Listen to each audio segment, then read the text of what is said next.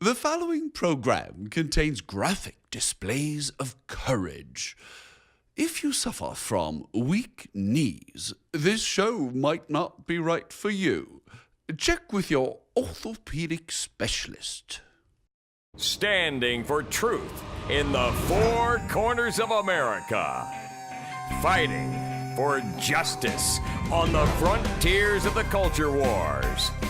And turning resistance into an art form. The only TV host arrested more times than Mahatma Gandhi, Randall Terry. Welcome, ladies and gentlemen. Televangelical. Allah doesn't like you, and he has a very bad plan for your life. I love you. I love doing this program. Thank you for being here, ladies and gentlemen. Obama dissed by Senator Feingold, and Obama campaigning in backyards. I guess Andrew Beecham won't find him there. And we begin 9 days of prayer for Hear Mohammed Speak. The question is, should we go to the national headquarters of the Council on American Islamic Relations and tear up some passages from the Koran and from the Hadith just to get a friendly dialogue going? Today's program brought to you in part by President Obama, destroying a Democrat majority one seat at a time, and by Democrat candidates who are running from Obama as fast as they can. A quick word from my good friend, Sir Reginald Bling. Just turn the thing on. I got something to say. Carl Rove, have you lost your mind? If you would spend half as much time talking about Chris Coons instead of Christine O'Donnell, maybe Christine O'Donnell will be the next senator from Delaware. And just perhaps, if you and your Republican insider machine had spent half as much time beating up Barack Hussein Obama as you're spending picking on Christine O'Donnell, maybe President Bush would have been succeeded by President McCain. Hello? If you need a lesson, homeboy, why don't you just go and play in Barry Goldwater or Ronald Reagan sandbox? Welcome back to the program, friend. Later in the show, a brand new song in honor of Russ Feingold and President Obama. You're going to love it. And we want to discuss with you the possibility of us going to the national headquarters of CARE, the Council on American Islamic Relations. Also, we're going to update you on some of the hubbub that we are creating intentionally as we publicly discuss the Quran, Muhammad's words in the Hadith, and the possibility of tearing up those words, crumpling them up, or just reading them in public. Don't go away. That's all coming up in this show. But first, Senator Russ Feingold from Wisconsin. He is down 7 points right now to Ron Johnson. And he's so far down that he said he doesn't have time to go to the President of the United States rally on his behalf. That's right. You've already seen it in the news. Feingold snubs the president, and the Democrats still want us to believe that they're not panicked by their own president. Yesterday on CBS Good Morning, a Democrat official said, no, it's no slight to the president. I'm not sure. The President of the United States is the titular head of the Democratic Party. He is without question their best fundraiser. Feingold is down 7 points right now. He is getting his hind end thrashed. And when the most powerful political man on the planet is coming to his state to campaign for him, he says, I'm busy. What that means is that the President of the United States, without question, has become a liability to the Democratic Party. The Democrats at this point are about to lose the House of Representatives, and they may lose the Senate, and it is because of the president. What's the president going to do about it? He's going to scold voters, and he's going to campaign back in colleges and back in backyards. Let's talk about that. The president is doing what he does best. He's campaigning. He's hitting the road again, going back to the colleges where he was able to get so many young voters with the promise of hope and change, and a new twist, the backyard barbecue. One wonders if he's simply trying to stay out of the reach of angry voters who might yell him down, like has happened so many times with some of our friends and team members. Or we're wondering if maybe it's that little twist he wants to have. You might remember that when he first announced that he might run for president, he went to Iowa and did a barbecue with Harkin, Senator Harkin. Yeah, and it looked really nice. He had his shirt sleeves rolled up, just a regular kind of Chicago African-American man flipping steaks on the grill. It was a warm, fuzzy feeling you got. So he's going for the warm, fuzzy backyard campaign strategy, hoping that ABC, CBS, NBC, and his other media lapdogs will follow him around and make him seem like a regular guy who's just been fighting against an establishment that he can't rein in. The problem is, he is the establishment. The Democrats control both houses. So he has to turn to flogging them. You must go out and vote, he says. He said that voter apathy is inexcusable. Apathy, Mr. President? It might be that the Democrats aren't apathetic. It might be that they're apoplectic. It might be, Mr. President, that they're angry with you and that your promises of hope and change have turned out to be a farce. We're further in debt. We have the biggest unemployment rate that we have had in at least a generation. And there is no end in sight for the tailspin that we are in. You can throw money at it all you want. You can try and buy votes from small businessmen with your little $30 billion bailout of small business. But at the end of the day, people are starting to question the premise of socialism. Which leads me to my third and final point on today's news. Time Magazine. The Tea Party time, baby. Andrew, show that on the screen. This is a great cover shot. Time Magazine, you know, there's an old expression, a broken clock is right twice a day. Time Magazine is they're not what I would call a friend of the far right, but nevertheless, they are rightly portraying what the Tea Party is and is not right now. And what they're in effect saying is that the Tea Party is without strong leadership, it is without a central creed, it is for sure without a central office, and therefore there is a struggle going on for its heart and its soul. My fellow Tea Party friends, hear me. Beware of Newt Gingrich and Dick Armey. They are trying to buy leaders. They are trying to seduce leaders. They are trying to leverage Newt Gingrich into the presidency with the Tea Party people. Newt Gingrich is an intelligent man. I'll give him that. But at the end of the day, folks, his moral compass is broken. It was broken in 1994 when he led the Republican Revolution, so-called, that resulted in exactly no major change in the direction of this nation. And he proved his moral compass was broken when he endorsed a baby-killing, pro-homosexual marriage, left-wing lunatic Republican in the special election in New York's 22 congressional district race, when there was a good candidate who almost won as an independent. In other words, Newt put party ahead of principle. Even a candidate whose hands were drenched with the blood of the innocent, he endorsed him. And it shows, friends, it shows that Newt wants power more than Christian Judeo ethics.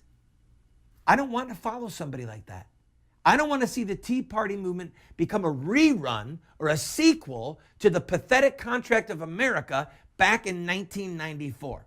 If you do, jump on the Newt Gingrich and Dick Armey bandwagon, because they've got a party that they're taking you to. But I want you to hear me. It ain't the Tea Party. I'm going to take a quick break. When we come back, a brand new song for my friend and yours, Russ Feingold. There's room on the granite at Mount Rushmore for one more face. They're saving it for Randall Terry. Something about having to be dead first.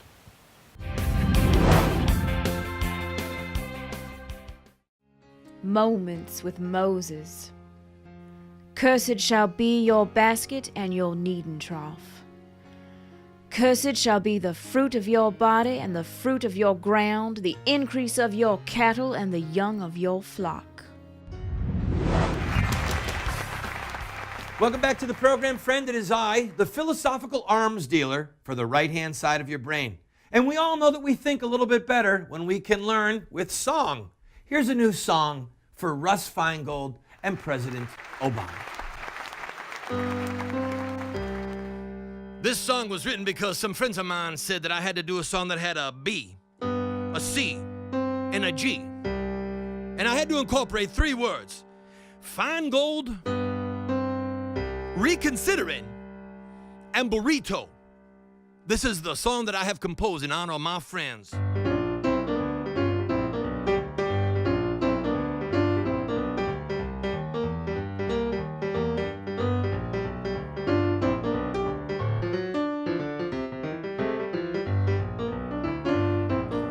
Once upon a time, the man of hope brought the masses to the polls. The fair-haired boy from Chicago, well, he had the touch of gold. Now when he offers a helping hand, Feingold just says no. Oh, he's reconsidering the help. Obama's been here. He's busy eating burritos. Yeah, Feingold's busy eating burritos. Obama's stock done dropped. His homeboys say, just stay home, boy. This change has got to stop. Oh, yeah. The GOP is loving this change. They're going to take the House. They might even take the Senate. Obama says, I'm here to help you. Feingold says, I'm reconsidering. I want you to just stay home. Stay home, boy. Yeah, I'm busy eating burritos. Thank you. Thank you. You're very kind. Took me a long time to write that masterpiece. All right. When we come back from this break, I'm going to talk to you about what we're doing on October 6th and 7th in New York City and in Washington, D.C. We're calling it Hear Mohammed Speak. I'm asking you to go to our website, terrycast.com, and study the section Hear Mohammed Speak. I'm asking you to join us in prayer for the next 9 days, and I'm asking you to consider holding an event just like this in your own community. I'll be right back. Have you even done one story? One story. If we are together, nothing is impossible. If we are divided, all will fail. Sir Winston Churchill. Welcome back to the program, friend. I'm happy to tell you that our new project, Hear Mohammed Speak, coming up on October 6th and 7th, has begun to create a little bit of dialogue and some very fierce debate online. That is a part of why we are doing it.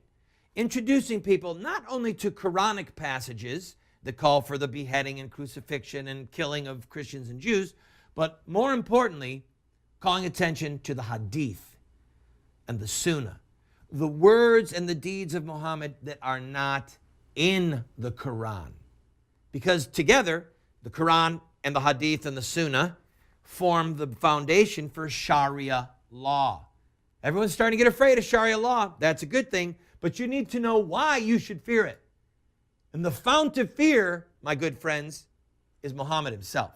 So a lot of people are really excited, saying, hey, this is great. Different cities, we got people in different cities considering joining us.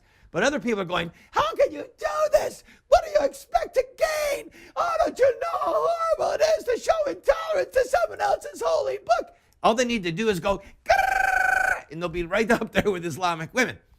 I thought it would probably be appropriate to answer the question, why are we doing this? Ready? Number one, to ignite national and worldwide debate, dialogue, and education on the anti-Semitic, anti-Christian, and at times violent message of the Quran. We've already succeeded in that. Here's number two, to focus national and world attention on Muhammad, his words and deeds that are not in the Quran. Words and deeds that call for murder, beheadings, etc. of Christians and Jews, as well as the suppression of religious freedom. Number three, to highlight the suffering of Christians inflicted by Muslims who follow the example of the words and deeds of Muhammad. Number four, to call on Islamic political and religious leaders to lay down Muhammad's sword. Let me stop right there. We're going to go to CARE, Council on American Islamic Relations. At some level, we're going to, by name, confront them and say, hey guys, if you're so committed to freedom and if Islam is such a religion of peace, why don't you condemn the burning of those 2 Christian schools in India? That happened just a couple weeks ago. Why don't we hear you condemning the brutal murder of Christians in Nigeria? Our friends at CARE, Council on American Islamic Relations, isn't it time that you denounced the brutal killings that happened as a matter of course in the Sudan? Or how about the Coptic Christians in Egypt who are constantly being harassed, sometimes brutally beaten, sometimes murdered, with the government basically turning a blind eye and doing little or nothing? Why don't our friends at CARE, who say that Muhammad was a man of peace and that Islam is a peaceful religion, why don't you condemn these acts of violence and murder?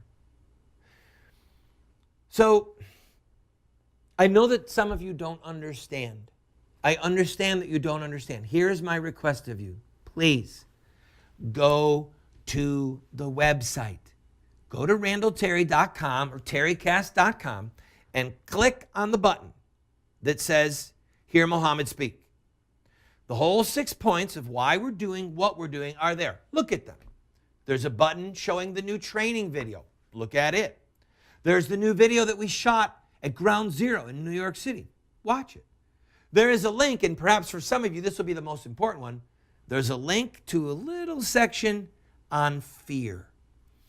Because if the truth be known, the reason that most people don't want to speak publicly against Islam, the reason that most people don't want to look at those Quranic passages or those passages in the Hadith or those stories about Muhammad in the Sunnah, the reason most people don't want to look at them and then talk about them publicly is because they're afraid. They're afraid. I know that we've been told Islam is a peaceful religion, but you know, it's funny. Every time someone turns around and draws a cartoon or tears a page out of a Koran, that calls for people to be murdered, etc., then there's this explosion of violence and threats of violence. It's a very bizarre way for a religion of peace to respond, don't you think? Please, consider joining us on October 6th and 7th. If nothing else, we beg you to pray that this debate and this educational experience, this teaching moment, can proceed effectively. I'll be right back. Don't go away.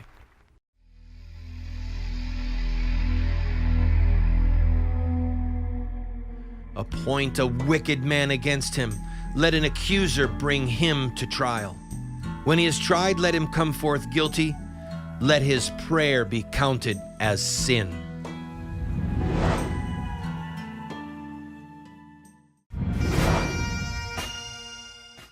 Samuel Adams said, "It is not necessary to have a majority to prevail, but only an irate, tireless minority keen to set brush fires in people's minds."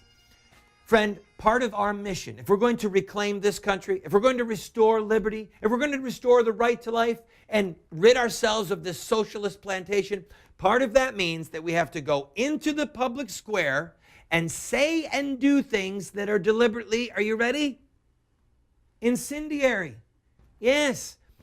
Samuel Adams said, you need an irate, tireless minority keen to set brush fires. In other words, you've got to be fiery.